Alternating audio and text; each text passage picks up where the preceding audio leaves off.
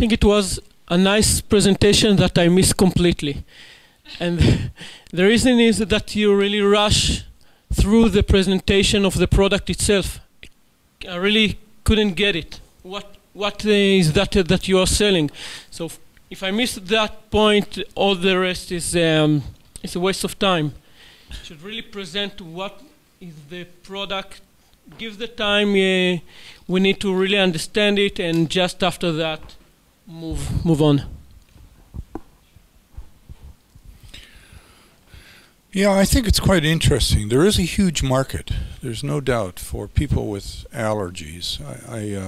I have to agree, I didn't actually see the black box that was going to solve this, but the one thing that does strike me as right is, if I understood you, the stationary version is going to be $1,000 and the portable is going to be $400. Is that right? Or $600? Yeah. And that's probably about right, because if you think about the early adopters of this technology, there will be people who are really sensitive to these kinds of food allergies and who have to be protected. And I don't know what devices they're using right now, but for them it can be life and death. So they will, $1,000 is nothing to them if it's actually a successful thing. And then there's those people who have slight allergies, who a portable device so they can take it around to restaurants, etc. I suspect there'd be a very big market for them, but the price has got to be lower, and that's what you've actually capitalized on. So I think you're on to something here. I think there's clearly a big market for this if you can get it right. Thank you. Well, you're on the right track for sure. And I do respect the guts that you are the last team to present, so well done. Okay, so here it comes. Your priority of the presentation is correct.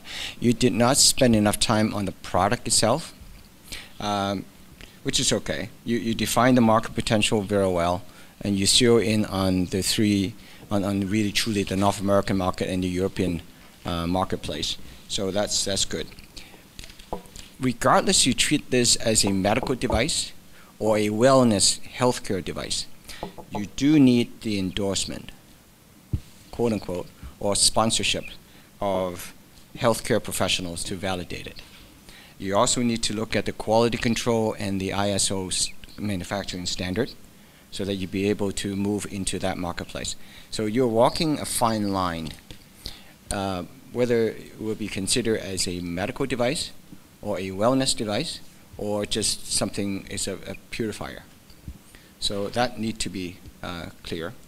And as far as channel is concerned, you have to take a direction. You cannot just say, consumer, go. You can't. The market is there. But you have to stand up and saying, we can do X. If you do seafood, just say seafood and dominate that. And that's a huge market. It's about 56, 57%.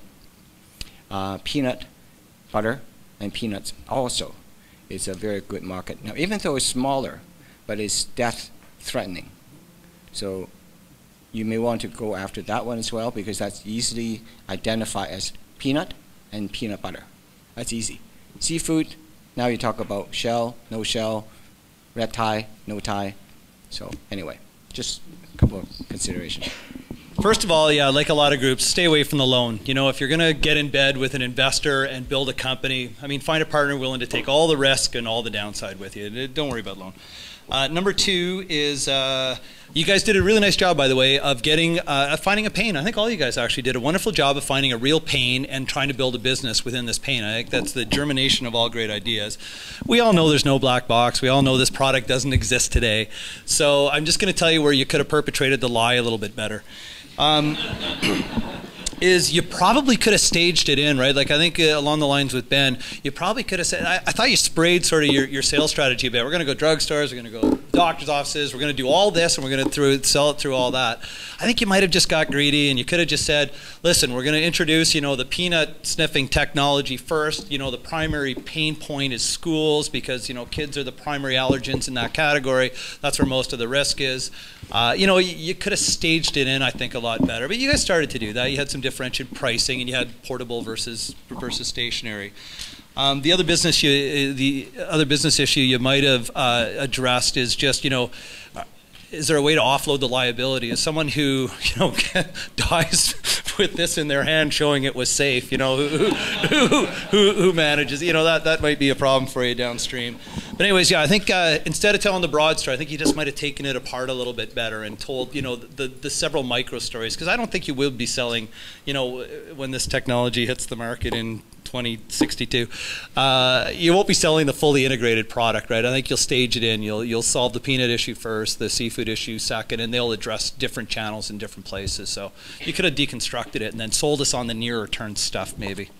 But congrats to all you guys. That was a thoroughly enjoyable evening.